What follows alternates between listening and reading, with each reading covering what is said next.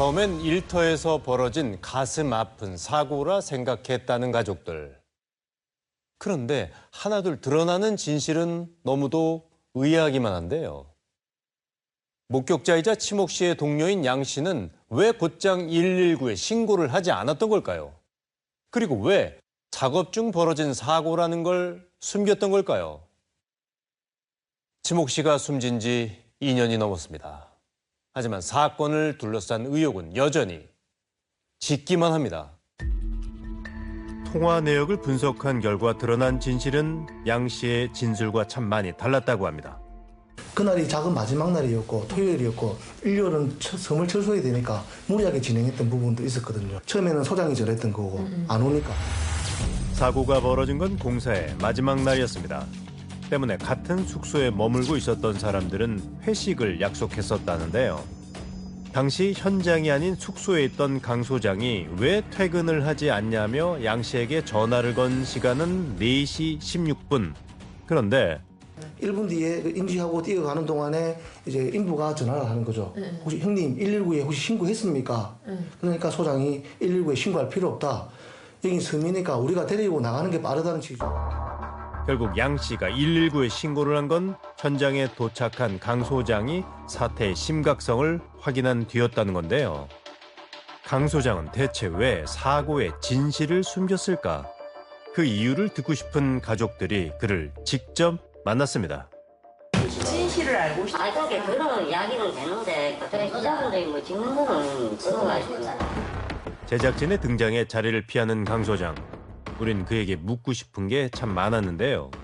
그 신고할 때 그 당시에 있으셨어요? 없었습니다. 그때 제가 확인하기로는 펜션에 계셨죠? 펜션이 아니고 그게 제 현장 사무실입니다. 그러면 그 네. 공사가 마무리되지 않는 때 그 현장에는 없으셨던 거잖아요. 거기서 작업한다 해가지고 계속 거기서 제가 머무는 관리사가 머무는 게 아니거든요. 어느 현장에는 그렇고. 작업 현장을 지키지 못한 건 사실이랍니다. 하지만 사무실이기도 한 펜션에 머문 건 그저 관례일 뿐 문제가 되는 게 아니라는 강 소장. 섬 안에서 나가면서 119를 만나고 그리고 또 중간에 해양경찰도 만나셨잖아요. 행사를 만날 때도 세 분 중에 아무도 포크레인에 깔렸다는 얘기를 하신 분은 없더라고요. 일단 제가 빨리 데리고 나가겠다. 데리고 나가겠다는 거 보니까 일단 저는 빨리 일단 무조건 순찰자고 가야 된다. 이제. 그러면 사람이 포크레인에 깔렸어요가 뭔지 산책하다가 떨어졌어요, 굴렀어요가 이상하다는 거죠. 이상하다고 생각하세요? 저기 가만까지는 뭐 전혀 생각지도 않았거든요. 생각할 줄 알았는데 갑자기 하는 게 좀 머리가 하얘졌어요. 그래가지고 솔직히 말하면 병원에서 나와가지고 배 타는 순간부터 그때까지는 솔직히 제 기억이 좀 뒤죽박죽이에요. 네, 좀 앞뒤가 안 맞아요. 앞뒤가 안 맞아요. 여전히 혼란스럽답니다. 그날의 기억이 뒤죽박죽일 뿐 사건을 은폐할 생각은 추호도 없었다는데요. 하지만 최근 사건 관계자들의 행적에 관한 또 다른 진실이 수면 위로 드러났다고 합니다.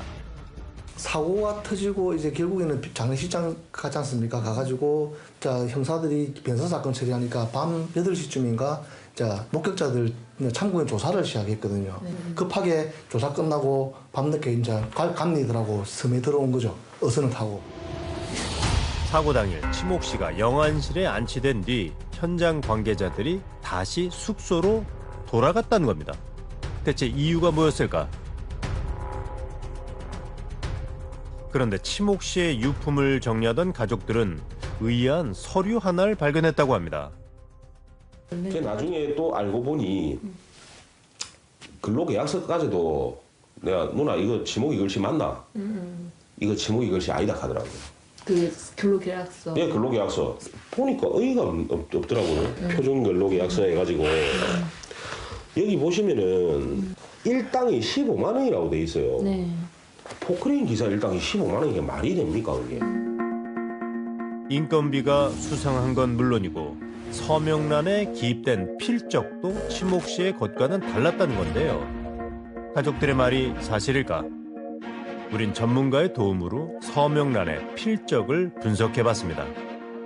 각 대저물의 자음 미경을 봤을 때는 전부 둥글게 기재되어 온 습성으로 봐서 여기에서 약간 흘렸었지만은 이 부분에서도 둥글게 기재되어 있는 필슬이 관찰되었습니다. 총괄적으로 봤을 때는 간쪽 목적물하고 대조물 내장을 비교를 했을 때는 차이가 있다. 그런 결론이 나왔습니다. 하나같이 우리 동생하고 둘이서 이렇게 이 서류를 낱낱이 파악하고 우리가 시뮬레이션하고 시간 맞춰보고 이러니까 이제 거짓말이라는 걸 다 알게 돼버리니까. 의의가 없다니까요. 허망하게 세상을 떠난 치목 씨를 향한 추모가 채 가시기도 전에 섬으로 돌아와 서류를 위조했던 사람들. 우린 당시 현장에 함께 있었던 최 부장을 만나 입장을 들어보기로 했습니다. 근로계약서는 어떻게 됩니까? 근로계약서는 일용직들하고 그걸 다 같이 만들었는데 그게 노기사기 없다 그러더라. 아이들 상태 신고를 해야 되고 또 선진 이래서도 챙겨드려야 되잖아. 그 다음날 가면 막 경찰도 들어오고 노동부도 들어오고 막 했잖아. 그저 유가족을 위한 일이었답니다. 심지어 평소에 받던 임금보다 더 높은 금액을 책정해 서류를 만들었다는데요. 근데 참 놀랍네요. 어떻게 지금 몇 시간 전에 애가 사망을 했는데 지금 일당이 15만이 만약 20만이 만약 이런 논의를 했단 말이에요. 그리고 그런 그 필체를 위조를 해가지고 적어놨. 참 이거는 어떻게 우리가 이런 데는 말이 없습니다. 뒤늦은 그들의 변명에 가족들은 가슴이 또 한 번 무너지는데요. 책임자로서의 답변을 회피하고 있고 답답합니다. 이를 아는 게 없다고 하니 이게 과연 소장일까라는 생각이 들고 우리 아이가 그런 곳에 가서 일을 했다는 게 너무 억울합니다. 전문가는 현장 관계자들이 납득하기 힘든 진술을 하는 이유가 짐작된다고 말합니다.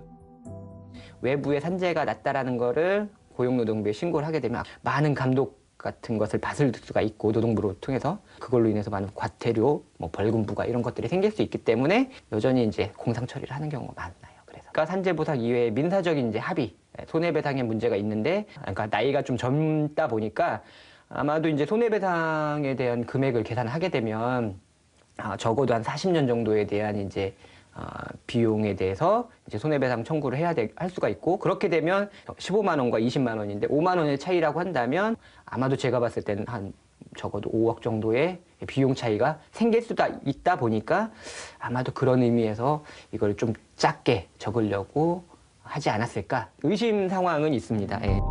경찰은 산재를 은폐하려 한 강 소장과 최 차장 그리고 2명의 감리를 검찰에 송치했는데요. 그 의문상 과실치사 이 두 사람은 근로계약서 위조 행사한 혐의로 추가 기소가 되었고요.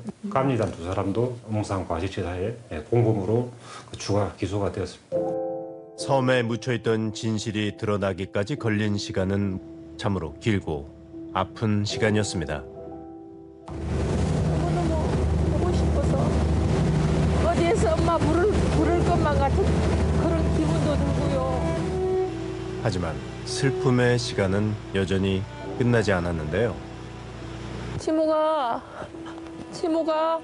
엄마 왔다 이놈아. 그 좋아하는 바다나기도 좋아하는데 어디 있노 니가.